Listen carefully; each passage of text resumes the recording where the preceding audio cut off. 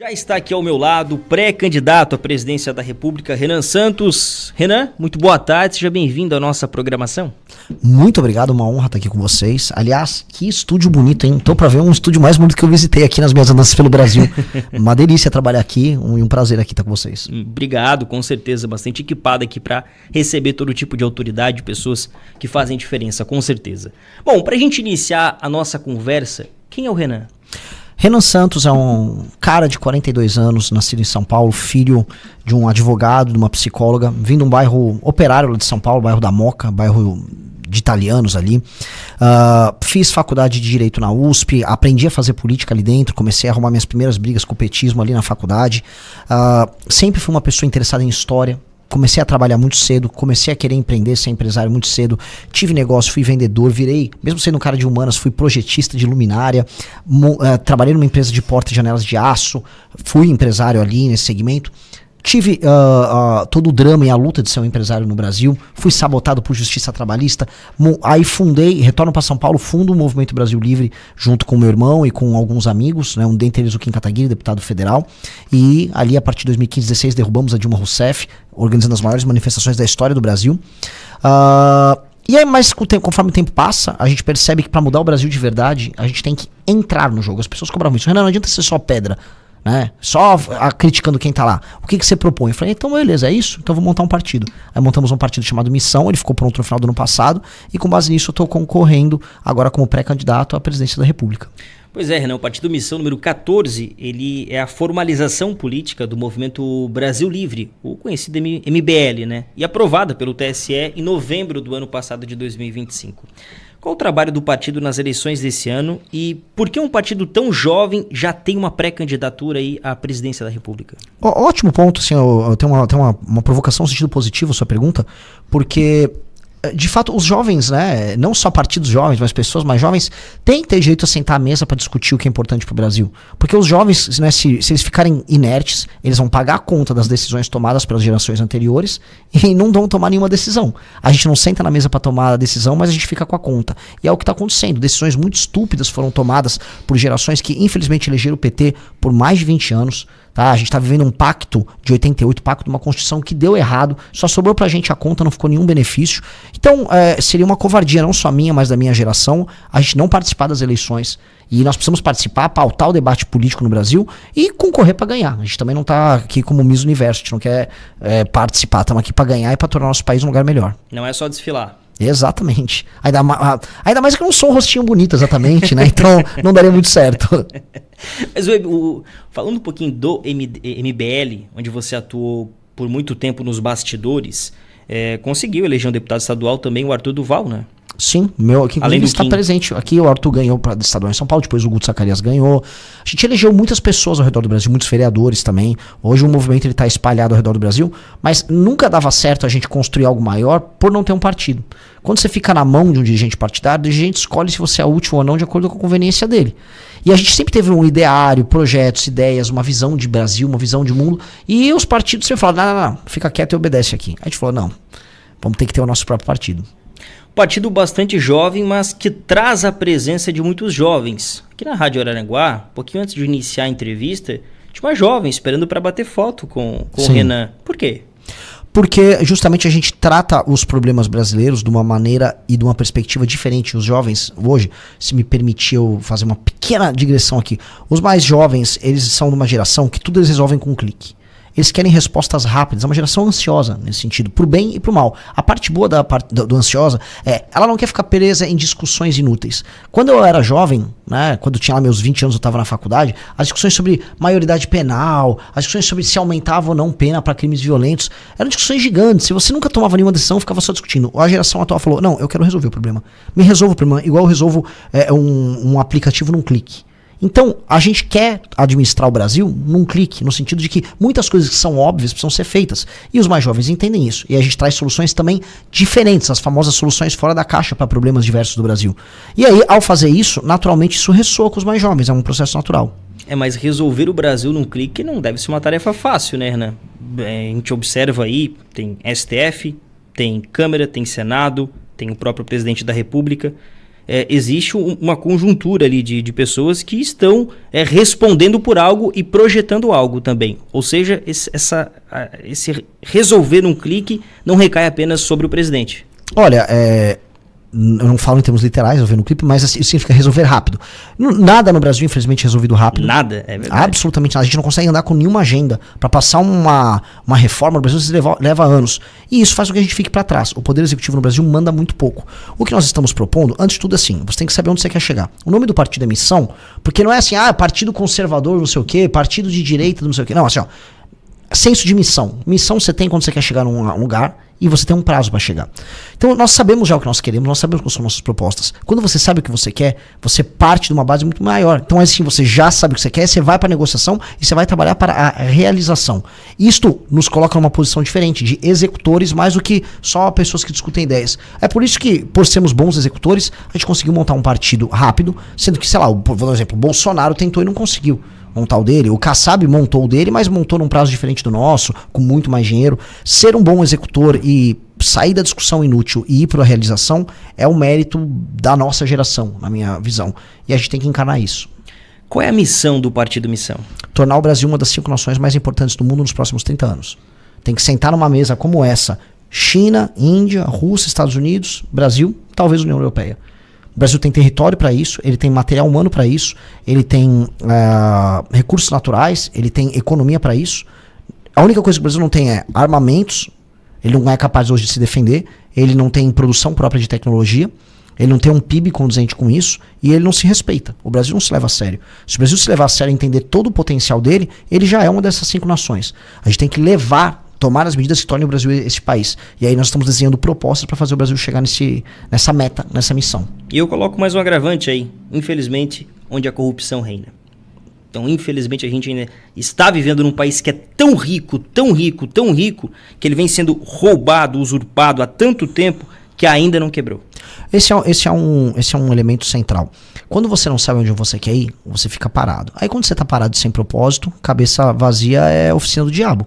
É o que acontece. Se as pessoas não têm um propósito histórico, elas votam nos outros por qualquer motivo. Aí essas pessoas sem propósito assumem a posição, e quando você não tem propósito, vou ser sincero, num país da impunidade você rouba, que é o que esses caras estão fazendo. O roubo é um roubo de direita, é roubo de esquerda, é roubo de centrão, é roubo de centro. Tá todo mundo roubando. Tem roubo no judiciário, tem roubo na prefeitura, tem roubo no deputado, tem roubo no senador, tem roubo no governador, tem roubo na iniciativa privada, tem parceria com o crime organizado, tem tudo. Porque se você perguntar para os brasileiros, se você perguntou qual é a missão da missão, eu respondi muito rápido para você. Por isso todos os pré-candidatos a presidente deveriam saber muito rápido. O que você quer fazer nesse país? Falar, eu quero cuidar de gente, isso é mentira. Eu não quero cuidar de ninguém, eu quero que as pessoas se cuidem, né? Então os políticos vêm com desculpas porque eles não sabem onde eles querem chegar. Quando você sabe onde você quer chegar, aí você não tem nem cabeça, nem quando eu digo você, o povo, você não tem cabeça, você está indo em direção à execução do seu objetivo histórico, que é o que falta no Brasil. A gente não tem essa ambição de ser grande. Nos Estados Unidos, veja a campanha do Trump. Por mais que as pessoas possam ter críticas a ele, o boné dele está escrito Make America Great Again. Faça a América grande de novo. Ou seja, o americano está preocupado em o país dele ser grande. No Brasil, as pessoas estão preocupadas se você vai ganhar um Vale Gás, se o político que você torce ganha uma eleição. Não é assim que tem que funcionar. A gente tem que ter um senso de grandeza. Nós vamos adentrar mais nessas propostas do Renan. Mas bom, o senhor está cumprindo a agenda aqui na nossa região. Quais são os principais objetivos dessa visita e quais encontros estão previstos para os próximos dias aqui em Santa Catarina? A gente vai ter um encontro hoje em Criciúma, num bar, aí não é num bar, é num centro de eventos por volta das 8 horas. Amanhã temos evento... creio eu, na manhã temos um almoço em Tubarão, a gente fez reuniões em vários lugares do estado, a gente começou pelo oeste, começou por Chapecó, fomos até a fronteira, de lá viemos pra cá, e meu objetivo é conhecer e entender a mente e o drama do catarinense. Santa Catarina é um estado que está numa condição melhor do que uma parte dos estados brasileiros, imagina, eu vim do Maranhão pra cá. Então eu tô aqui vivendo um contraste, um lugar que tá muito mal, vive dinheiro do governo, e aqui é um lugar que comparado com a média nacional tá muito bem e que manda dinheiro pro governo. Só que recebe muito pouco. Quase nada. Vocês acho que só perdem, entre aspas, aqui para São Paulo nessa parte de ser roubado pelo governo federal. Essa é a real. E assim, não tem estrada decente, não tem ferrovia, o investimento em infraestrutura é muito baixo. E tem uma coisa que é muito verdadeiro. Santa Catarina, quando você olha a abertura da Copa do Mundo, a abertura das Olimpíadas, propaganda oficial do governo, Santa Catarina não existe pro resto do Brasil. pro governo federal. É como se fosse, não, esses caras não são brasileiros, mas na hora de taxar o catarinense, o governo federal taxa. Então, o Brasil tem que começar a reconhecer Santa Catarina como um dos seus melhores lados. Ele tem que parar de olhar pra favela do Rio de Janeiro e falar, isso aqui é o melhor do Brasil. Ele tem que olhar para cidades pequenas e médias de Santa Catarina e falar, isso é o melhor do Brasil. O Brasil tem que ser mais Santa Catarina. E esse entendimento é um entendimento que o catarinense tem que ter e que o resto do Brasil tem que ter. E eu, vindo do Maranhão, rodando o estado do Maranhão, o abandono que é, e um estado que é o estado que mais recebe dinheiro do Pacto Federativo, sim, proporcionalmente. A gente entende esse contraste e fala, olha, o governo olha muito mais pro Maranhão, mas o Maranhão não tá dando certo. E o catarinense, ninguém olha pra eles estão dando certo. Vamos ser mais Santa Catarina? Vamos tirar as lições daqui? Aí, eu tô produzindo conteúdo sobre cooperativismo, vamos fazer projetos sobre cooperativismo inspirado aqui em Santa Catarina para levar para Pernambuco? Vamos falar sobre a lógica do funcionamento das cidades, da sociedade baseada em confiança que vocês têm aqui, e vamos enfrentar os problemas que vocês têm aqui. Vocês estão começando a enfrentar problemas de geração de Cracolândia. Eu tava em Criciúma, eu vi uma Cracolândia lá, no bairro do Pinheirinho, bizarro, um negócio muito triste. E vocês estão começando se vocês não se protegerem, se a gente não proteger Santa Catarina, vocês vão começar a ter os mesmos problemas que eu vivi em São Paulo, que o povo do Rio viveu no Rio. Importante você adentrar nesse assunto. Nós temos algumas pautas aqui que a gente ouve poucas pessoas falarem. Quase nada. Por exemplo, o aumento significativo de pessoas em situação de rua. Muitos, na verdade, drogados de rua, que são agressivos, utilizam Bolsa Família, sabem dos seus direitos, não sabem dos seus deveres. E eles sustentam o seu vício e vagam, Renan, de uma cidade para outra. Parece que eles sabem o roteiro que eles estão fazendo. Esse é um problema público. Como resolver esse problema? A maior parte dessas pessoas precisam ser internadas de maneira compulsória. São duas maneiras que a gente precisa enfrentar esse problema. A primeira é na lei e a ordem. O traficante que está vendendo crack tem que ficar preso, se não pro resto da vida, por pelo menos 30, 40 anos. A gente tem que destruir as facções criminosas. O bairro do Pinheirinho, para dar bem nome, bem claro ali, lá em Criciúma que eu visitei, é um bairro que é tomado por uma facção local, Tropa do 2, Bonde do 2, uma coisa assim, que é aqui de Santa Catarina, que é uma espécie de uma filial do Comando Vermelho. Eles fazem distribuição local de drogas. Todo mundo lá é o famoso nóia, só tinha nóia ali naquele trilho de trem. Boa parte daquelas pessoas sequer de Santa Catarina vivem naquele circuito de pobreza e dependência, e o dinheiro que eles gastam, alguns obtêm lá no CRAS, né, obtêm através de auxílios e ajudas, que infelizmente é o cidadão comum, trabalhador, sustentando o vício de outra pessoa. A gente sabe que isso está acontecendo. Então, de um lado, lei e ordem, destruiu o crime organizado, e do outro, internação compulsória, porque muitas daquelas pessoas... Eu entrevistei um rapaz que estava claramente alterado ali, usuário de crack. Aquelas pessoas estão numa situação de desamparo e desalento, elas não têm condição de tomar decisões sobre o corpo delas, elas precisam ser internadas para se curarem do crack. Vai sair agora a vacina do crack, né? Está sendo desenvolvida na Universidade Federal lá de Minas Gerais. Isso vai ser um alento monumental para acabar com esse flagelo. Temos que resolver essas pessoas. Algumas delas são pessoas que têm transtornos mentais e que provavelmente terão que ficar internadas por muito tempo. Outras podem ser recuperadas e voltar para uma vida produtiva e ser reinseridas. Do jeito que está, entretanto, não dá para ficar. Porque aí a gente vai ver a destruição das cidades. Eu tava vendo um bairro muito bonito ali em Criciúma, com crianças indo pra escola, sejando um pouco um cenário que parecia que eu tava no Haiti. Isso é muito pesado. Nós tivemos o prefeito de Chapecó aqui em Santa Catarina, João Rodrigues, também, se eu não estou enganado, prefeita de Balneário Camboriú, Juliana, eles estão realizando esse tipo de trabalho de internação compulsória. O que eles fazem? Eles fazem um trabalho de abordagem, eles abordam esse morador de rua, essa pessoa em situação de rua, e oferecem ajuda, né? Clínica, se a pessoa precisa se internar, dá todo um amparo de assistência social, e fala o seguinte: você quer mudar? Você quer ajuda? Não, eu não quero, então a gente vai pagar a sua passagem e você vai voltar para sua cidade de origem. Foram bombardeados, né? Foram extremamente atacados. Ou seja, quando você propõe algo como uma internação compulsória com respeito a esse assunto, você está, de uma certa forma, degladiando com os direitos humanos. Eu estou degladiando com ONGs de direitos humanos. Os direitos humanos, eles partem do princípio que aquela pessoa é detentora de direitos e ela tem capacidade de exercer. Uma criança é detentora de direitos humanos, mas ela não consegue exercer plenamente, por isso que eu não posso exigir que uma criança firme um contrato numa empresa. Uma criança de 7 anos não vai fazer. Um usuário de crack está num status pior do que uma criança de 7 anos.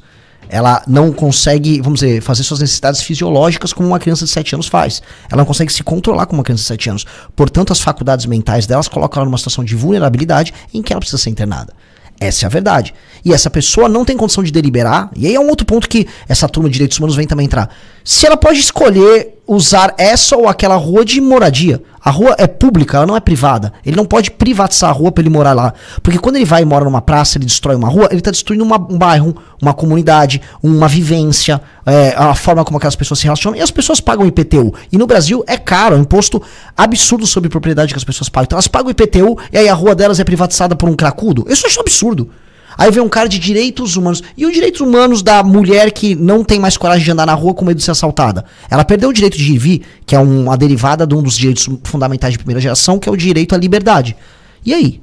A gente vai ignorar? Eles sempre ignoram. Eles sempre ignoram porque eles querem um discurso conveniente em que essas ONGs muitas vezes ganham dinheiro através de convênios públicos com as prefeituras para ficar dando sopão e assistência e criam ali um universo em que eles ficam ricos. Em São Paulo havia uma ONG chamada, ainda há, Craco Resiste, em que eles lutam pela resistência da Cracolândia. Não, o usuário de crack ele tem que resistir. Como é que um usuário de crack está resistindo?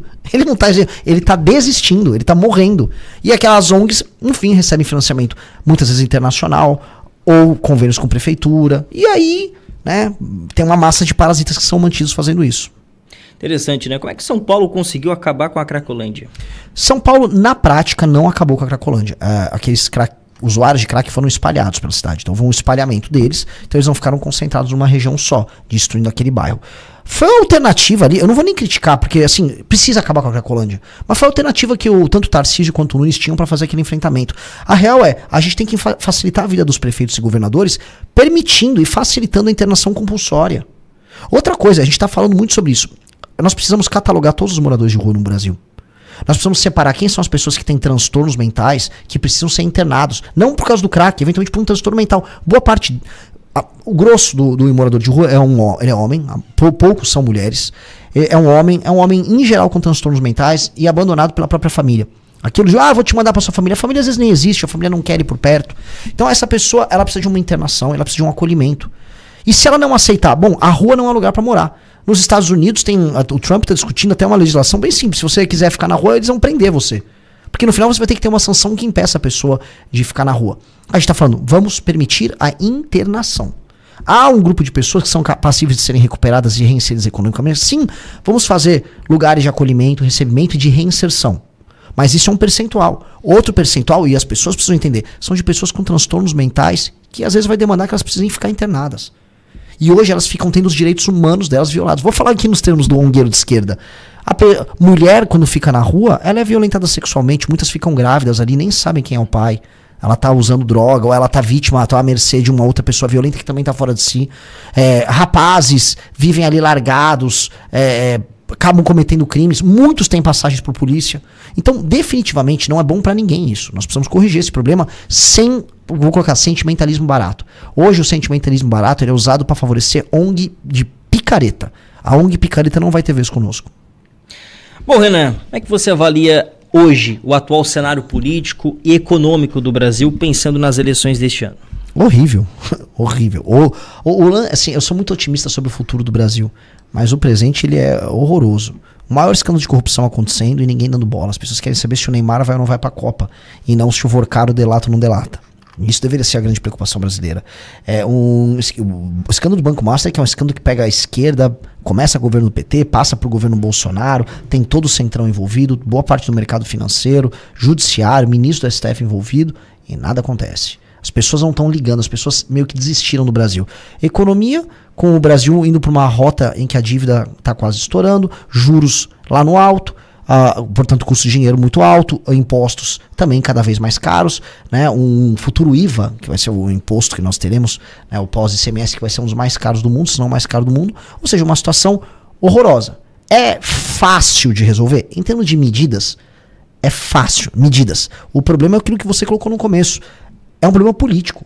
Resolver isso vai sempre esbarrar em algum lobby político, alguma força que não quer que o Brasil ande. E aí está o problema do líder político. Nós precisamos eleger lideranças políticas muito capazes para desatar esse nó. Eu estou me colocando como uma liderança para resolver isso. Olha, aqui na nossa live, muita interação por parte da nossa audiência aqui no YouTube. A Jennifer Franco, ela fala o seguinte, retornando ao nosso assunto passado, concordo, em Florianópolis tem inúmeros casos de moradores de rua atacando pedestres sem motivo nenhum, batendo em criança, desferindo tapas ou socos e, claro, assaltando, roubando fios que esse é um problema que, pelo amor de Deus, nós temos enfrentado esse problema aí, muitos municípios, não só aqui em Araranguá, mas é impressionante como eles são bons em roubar fios. Teve um vídeo esses dias que a gente colocou aqui para nossa audiência, pessoal, o cara tinha uma perna só e tava subindo no poste e furtando o fio. É um problema público esse, né, Renan? Bom, vai sair um vídeo meu sobre isso. A gente foi lá na favela do Pinheirinho, em Criciúma, e basicamente tinha aquelas fogueiras para derretimento da cobertura plástica, ou de borracha, ou vinil do fio, para extrair o cobre, né? Então é um negócio que tem. E é assim que começa a destruir as cidades. Você começa a ter que destruir, os caras começam a roubar fio, eles começam a circular as ruas, eles começam a impedir que as pessoas andem nas ruas, aí as pessoas começam a colocar muros a mais altos nas casas, precisam colocar segurança, aí não conseguem andar com o celular na rua. Quando você vê, você vira um refém. É isso que aconteceu com São Paulo. Meus pais, quando moravam em São Paulo, nos anos 60, 70, São Paulo era uma cidade boa, mas ela passou por esse processo há muito tempo atrás. Vocês aqui em Santa Catarina têm que impedir isso. Eu quero ajudar a Santa Catarina a impedir isso, e eu quero que os outros lugares derrubem seus muros, porque essas cidades vão melhorar. Hoje, entretanto, o roubo do fio de cobre, né, o pequeno tráfico, um negócio. O pequeno delito, é um super negócio. Virou negócio. Não é só quem furta, não. É quem compra. Lógico. Porque se tá roubando, se tá furtando, é porque tem gente comprando. Exato. Aí tem que pegar o receptador, quem revende, tem que fazer tudo isso. Mas assim, a gente precisa de um choque de lei e ordem. A real é que o Brasil, ele virou esculhambação. Esculhambação. E a gente precisa entender o porquê disso está começando a acontecer agora. Vocês estão tendo fluxos migratórios grandes para cá. A migração interna pode ser uma solução para muita coisa, mas ela pode ser uma geração de problemas também. Se ela não for controlada, ela vira problema. Vários países controlam isso. A Alemanha faz um determinado controle, a China faz um controle. Acho que em termos democráticos dá para a gente pensar uma maneira de mitigar uma migração que vai atrapalhar o modo de vida da cidade que recebe aquela pessoa. Acho que há como resolver isso. Bom, Renan, ainda falando sobre eleições, como é que está o processo de articulação política da sua pré-candidatura em nível nacional e também nos estados? Nós estamos articulando tudo ao redor do nosso partido. É um partido muito novo e eu estou rodando o Brasil, encontrando nossos pré-candidatos, fazendo eventos. E a gente está tendo gratas surpresas. A gente está começando a aparecer bem nas pesquisas em vários locais no Brasil, seja no Nordeste, seja no Sul, seja no Sudeste. E não estou falando muito com outros partidos porque tem uma coisa. As pessoas duvidavam muito da gente. Duvidaram que a gente ia conseguir montar o partido, duvidaram que eu fosse aparecer nas pesquisas. Agora eu estou trabalhando que eu quero chegar nas eleições com pelo menos 10% de intenção de voto. Então tem que rodar o Brasil e trabalhar muito. Olha, 10% ainda é um percentual bastante significativo. Mas assim, na pesquisa Atlas recente eu apareci com praticamente 5%, já na frente dos governadores. Ou seja, para quem começou com 0, né, já é alguma coisa, agora é subir. Em uma eleição tão polarizada, em um cenário eleitoral tão polarizado, como o Renan vai furar essa bolha? Falando a verdade, seja pro eleitor do Lula, seja pro eleitor do Flávio Bolsonaro, seja pra pessoa que tá indecisa, seja pra pessoa que não quer falar de política, eu vou falar a verdade, mesmo se a verdade me custe voto. Eu acho que tem um elemento aqui, que quando tudo vira uma farsa, quando toda política é só fingição, é pose, é só grito de guerra, falar a verdade tem um poder revolucionário. Eu ter ido no Maranhão, ou ter ido no Ceará e falar, olha, o município de vocês aqui vive com dinheiro que foi tirado lá de São Paulo, lá de Santa Catarina, e o seu prefeito, em vez de honrar o dinheiro que veio pra cá, ele pegou e roubou, desviou a emenda e sua vida tá uma desgraça. Você votou mal nele, e se você continuar vendo o teu voto, eu vou prender você e o teu prefeito. Se a política local aqui continuar sendo essa repetição de crimes como desvio de emenda, o teu município ele vai ficar desgraçado pra sempre, e eu quero a tua ajuda pra resolver isso. E as pessoas, beleza, gostei, esse cara tem um ponto. Então eu fui nos lugares mais lulistas e eu tive respostas muito positivas, mesmo no Maranhão. Então isso me faz crer que quando eu falo a verdade em qualquer lugar, a verdade chega nos corações certos. E é isso, porque não me resta mais nada. Veja, eu não tenho o dinheiro que os outros têm. Não tenho a grana, os outros estão viajando de jatinho, tem fundos gigantescos. Eu não tô nem recriminando eles por fazer isso. Eu rodei de carro Maranhão, eu furei pneu 8 vezes, porque teve uma na volta. 8 pneus furados, assim, eu entendo agora quem faz de helicóptero, não vou nem recriminar eles, mas eu não tenho o dinheiro deles. Eu tenho boas ideias, eu tenho um grupo muito bom, tenho pessoas boas ao redor do Brasil, e o que me resta é só falar a verdade e visitar essas pessoas.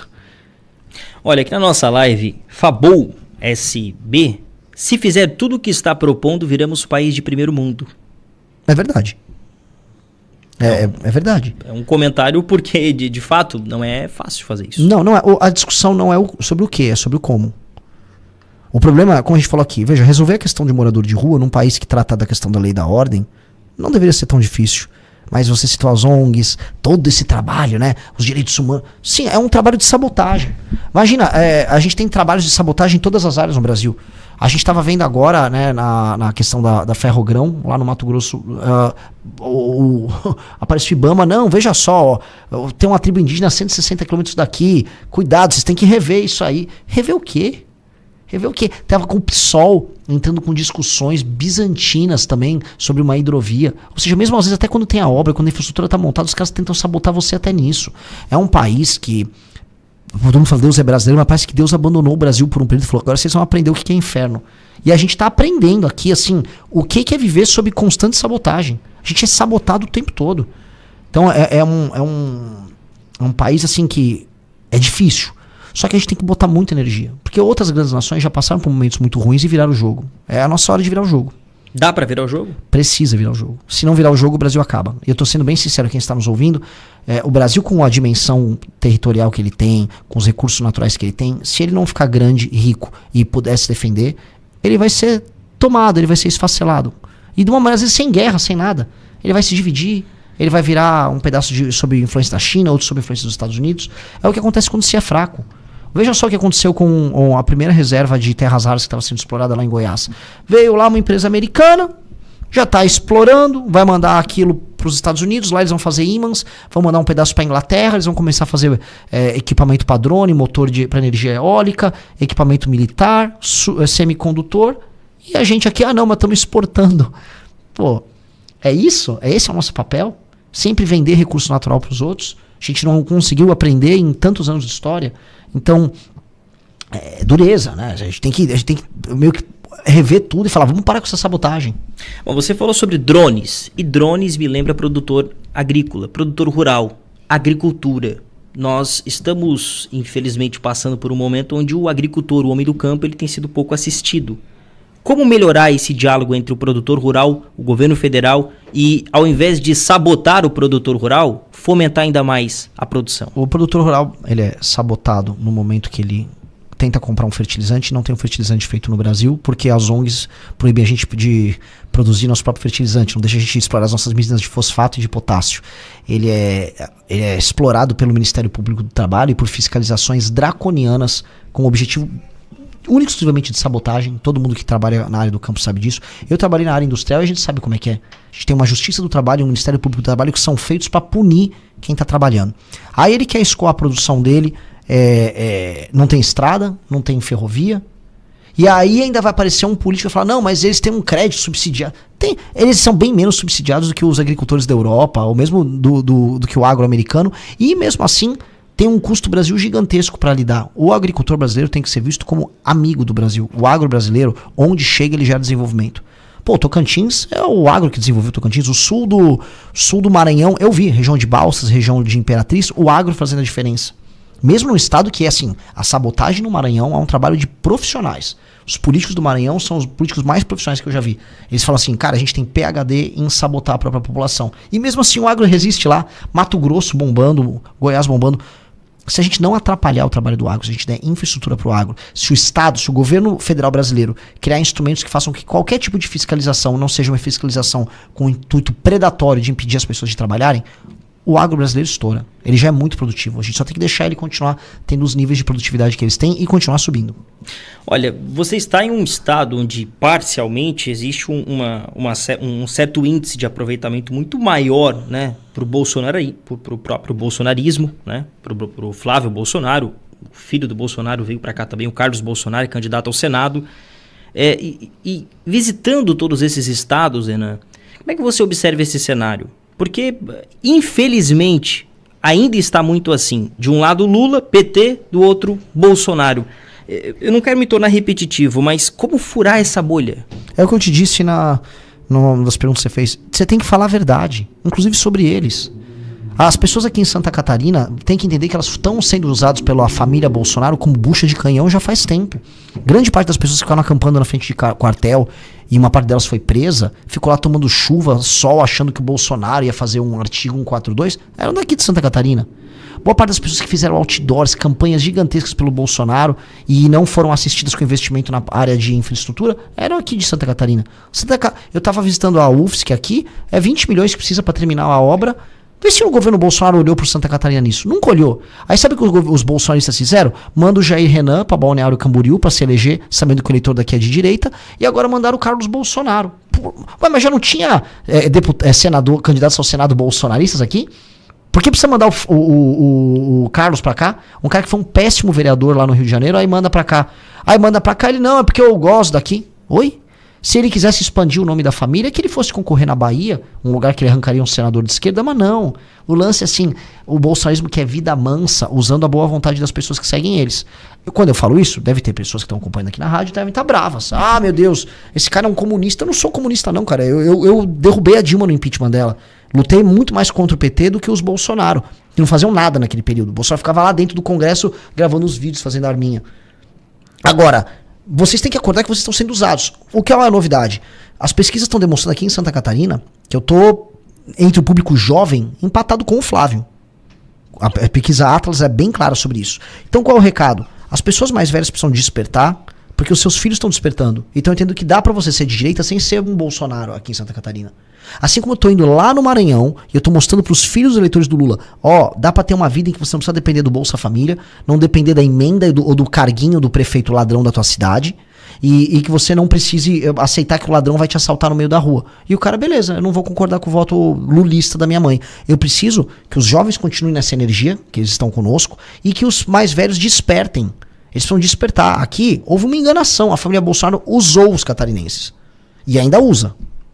É que a gente percebe bastante manifestação da nossa audiência e a maioria do pessoal, de fato, é jovem. Uhum. São jovens que estão acompanhando a nossa live aqui através do Facebook, também do YouTube da Rádio Araranguá. E o pessoal vem perguntando a respeito disso mesmo, quais são suas propostas. Nós estamos chegando ao fim da nossa entrevista, Renan. Eu queria que você olhasse para a nossa população, para toda a região aqui, para Santa Catarina que está nos acompanhando agora. Qual é a principal mensagem que o Renan deixa ao eleitor da região nesse momento de pré-campanha? Olhando para a câmera? Pode ser para a câmera, por favor. É assim, o povo de Santa Catarina, o Brasil, nunca olhou para vocês como brasileiros. Tá? Nunca olhou para vocês como vocês deveriam ser tratados. Vocês, quando têm uma opinião contrária ao consenso geral, vocês são chamados de nazistas. Quando vocês querem defender seus costumes, vocês são chamados de fascistas. Vocês são reconhecidos pela Receita Federal como um lugar bom de arrecadar imposto, mas não como um lugar bom para receber investimento em infraestrutura. Eu quero, como uma pessoa que eu sou de São Paulo, não sou daqui, sei que boa parte das pessoas aqui estão lá loucas para votar no Flávio Bolsonaro, mas eu não me importo com isso. Porque na prática, vocês catarinenses têm que ser um modelo de sociedade para boa parte dos lugares que eu visitei ao redor do Brasil. Eu quero que as cidades pequenas do Maranhão sejam parecidas com São Miguel do Oeste, que sejam parecidas com os lugares que eu visitei aqui em Santa Catarina, com as pequenas cidades, com o agro de Santa Catarina. Eu quero que o Brasil seja mais Santa Catarina. E se eu me tornar presidente da República, eu vou, com os catarinenses votando em mim ou não, eu vou lutar para que o modo de vida catarinense seja cada vez mais reconhecido como um modo de vida para o Brasil se espelhar. Porque o Brasil gosta de se viciar no erro. A gente fala que nós temos que ser a favela lá do Rio de Janeiro. Não, a favela, a gente é cara de favelado. Ninguém tem que ser um favelado na vida. Não, nós temos que ser um malandro do não sei o quê. Não, cara, nós temos um país, o cachorro caramelo, sabe essas propagandas? Não, cara, a gente tem que ser povo trabalhador, ordeiro, que cria sociedade baseada em confiança, que fica rico, que não gosta de vagabundo. E essas são características que a gente costuma encontrar aqui no povo de Santa Catarina, tá? Então esse é o meu recado que eu deixo pra vocês. Vocês serão reconhecidos pelo Brasil. Vocês precisam ser, porque vocês são algumas das poucas coisas de melhor que existe no nosso país.